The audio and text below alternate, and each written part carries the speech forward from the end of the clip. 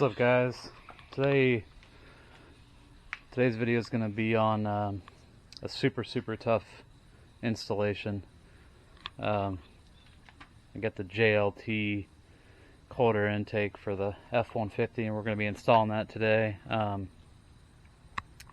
Right now, I've got the tune for my guys over at OZ tuned uploading. This intake does require a tune because the tube on the intake is so much larger than the stock tube that the MAF signal is going to be all jacked up.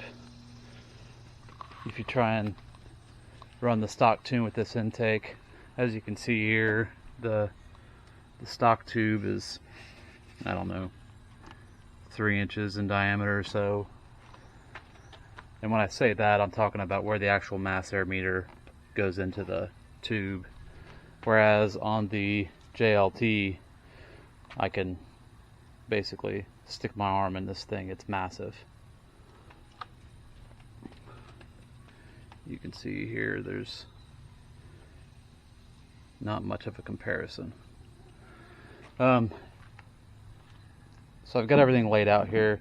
This is the filter, the tube itself with the hose. I've already got the silicone reducing hose on this end of the intake with the worm clamp, and it's got 2 other worm clamps. The air box, this is just the upper half. It actually utilizes the bottom half of the stock air box. And then what this is the mass airflow sensor gasket, and then the 2 screws. The instructions specifically say that you have to use these screws and not the stock screws. Uh-oh, we wipe out. I started to get a little worried when opening this because I couldn't find this packet of stuff in the box. Well, it's actually in the box with the filter, so if you guys are unboxing things and you're worried about parts missing, make sure you check the box that the filter comes in, because this was actually in the SMB box.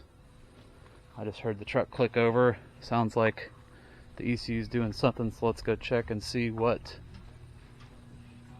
we're at. So it's at download complete, turnkey off. Okay. I'm gonna hit end programming here, end programming. Okay, so let's go ahead and get started on the intake install. So I'm actually gonna use the instructions on this intake. I'm just gonna set it right here. So first step is to verify I have all the parts. I've already done that. Gather all the following tools needed. So 5/16 nut driver, which I have here. T20 Torx driver, which I'm guessing is for the screws on the MAF, and then a Phillips head screwdriver. So this is really simple. Let's start by undoing the worm clamp here on the throttle body.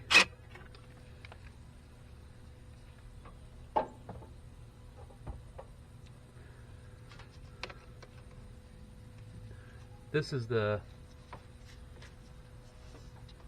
well, I don't know if this is the PCV hose, or I think it is. So there's a little gray tab here. You literally just move that to the side and pull off. The air box, let me bring this in over here. The air box has these 3 small tabs. You literally just undo those. And then I'm going to start taking off these mass air screws. I can find a good spot for the camera. There we go. And this says I need a T20 Torx bit. Well, let me just make sure. Some cars, they tell you not to unplug the mass air meter. Let me read the instructions here. So it actually says to go ahead and unplug the mass air meter first. Alright guys, so the stock intake is removed. There's a little red clip on the bottom of the mass air sensor. Let me show that to you guys real quick. Ooh.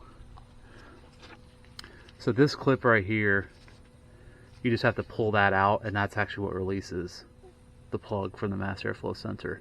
And then after that, there's a tube up here. This looks like some kind of coolant tube going to the throttle body, and probably a coolant level sensor back there. And that's it, and then you can remove that whole intake tube. The next step was this said something about an adhesive backing on the lower airbox. Let me move this out of the way so you guys can see it.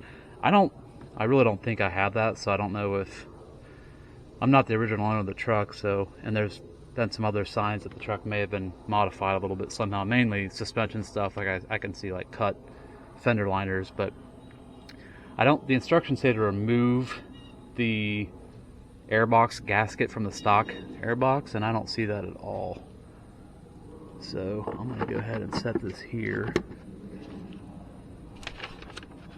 Remove the adhesive backing and install the JLT airbox gasket onto the lower airbox onto the factory box. Yeah, that's not good because I don't have any gasket. So that may be a project that I have to come back to because I don't have that on either the lower or the upper. Well, that sucks. Okay. Another thing I did too was there was some crap in my airbox, so I actually I did bust out the air compressor and blew it out with some compressed air to clean that out. The next step, it says, is to remove the mass airflow sensor from the actual stock tube, so I'm going to do that right now.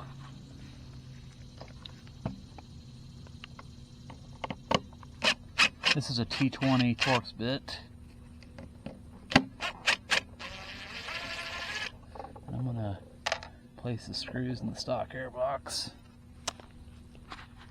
And here's what the stock mass airflow sensor looks like. It's pretty clean. Oh, another thing that I did too while I was kind of offline is the truck does have over 150,000 miles, so the throttle body was kind of nasty in there. I did spray some carb cleaner in there and kind of brushed out the carbon buildup. On other cars that I've had in the past, that can cause like a sticky throttle pedal, or it can just help it be more responsive, so we'll see if that does anything.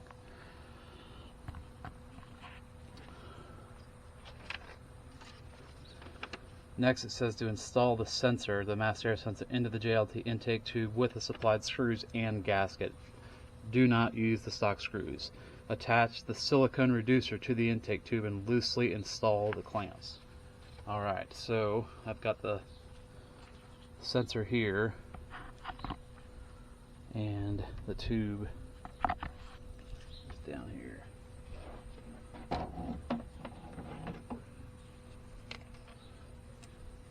I'm going to bring you guys over here to my table.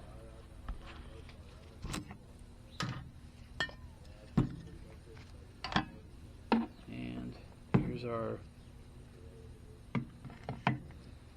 So it looks like the sensor can really only go one way. So if you orient it this way, the holes, let me show you here. The holes are really not even lined up. And if I flip it around,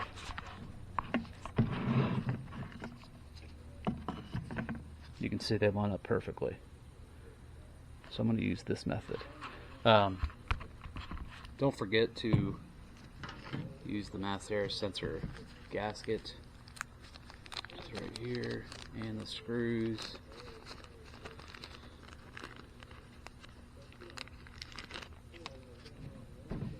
And again, I'm going to guess this is going to have to be oriented a specific way. So the screws do line up that way, but it doesn't cover the hole very well, so I'm going to flip it. Well, maybe this only does go one way. Yeah, I guess it only does go that way. Okay. So I'm going to slide the mass air sensor in. Try and align the gasket, just like that. And I'm going to run these screws in by hand first. Actually, you know what I'm going to do? I'm going to pull this out and I'm going to run the screws through the gasket first on both ends. And it looks like the new screws are actually Phillips, so that's why you need the Phillips screwdriver.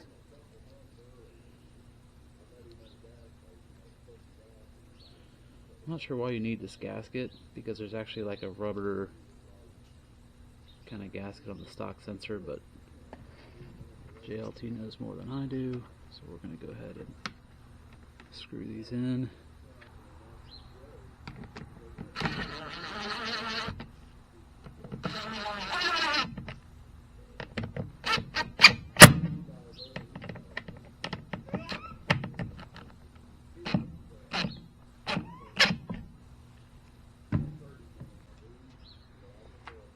Alright, the master sensor is now installed in the tube.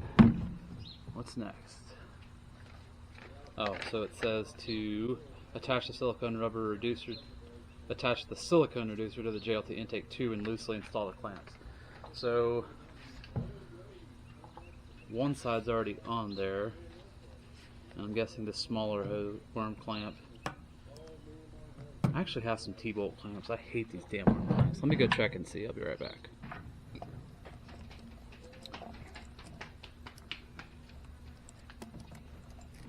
Alright, so I actually found a T-bolt clamp for this one side that fits this intake tube damn near perfectly. So this T-bolt clamp is an 11 millimeter. I'm going to lightly run this down. Should get it kind of straight on the hose clamp right there.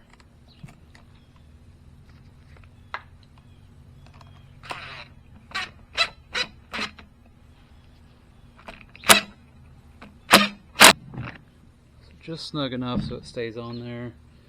I'm actually going to use the worm clamp for the throttle body side of this coupler. The reason being is there's just not these T-bolt clamps are, the straps are pretty wide, and that's just not going to work on the throttle body side of this clamp. So I'm going to go ahead and use this worm clamp. So the next step, it says, is to go ahead and install this onto the throttle body. So I'm going to do that now. And then it says to rotate it down into the airbox.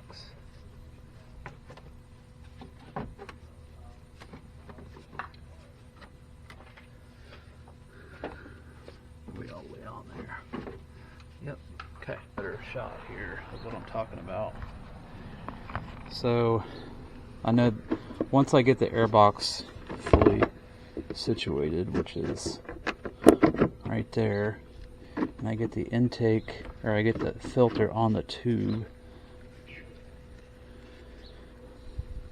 Let me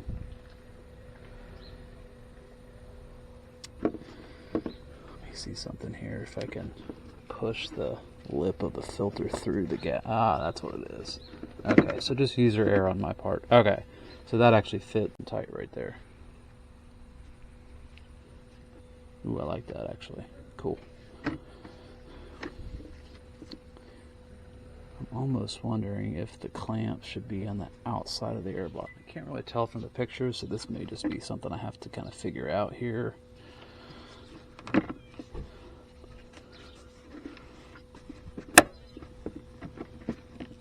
I'm going to go ahead and lock down the lower box too, because it's kind of shifted around on me here. There we go. So now I can kind of, yeah, it fits okay. I will say right now, I can tell you I'm going to need that gasket for the lower airbox. This thing is not way too much play, so that will be a project coming soon. Check everything out down here. Yeah, I like this. Yeah, this T-bolt clamp is way nicer. So what I'm going to do is I'm going to make sure everything lines up okay here on the throttle body first before I go tightening down the air filter. So let's orient this right here.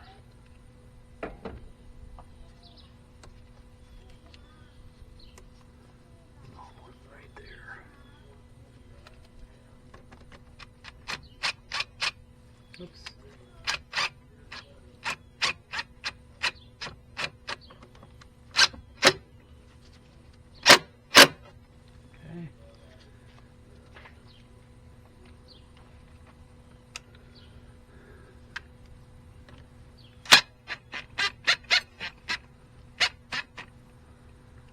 These aren't going to match, and that's going to drive me a little bit crazy, but I still like the T-bolt clamp over the worm clamp any day of the week. About right there. That thing's beautiful. I'm going to move over to the air box here and tighten this clamp down as well.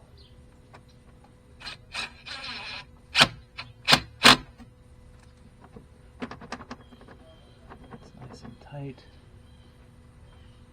The last things to do here are to reconnect the PCV hose and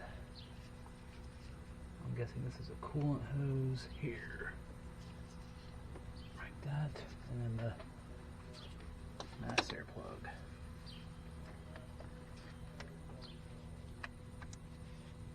Guys, and that is it. It is that simple.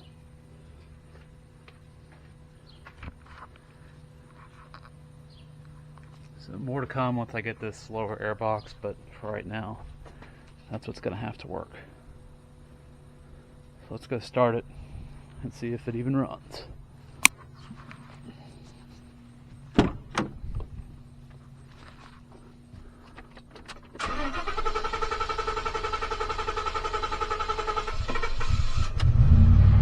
That was weird, but she is running.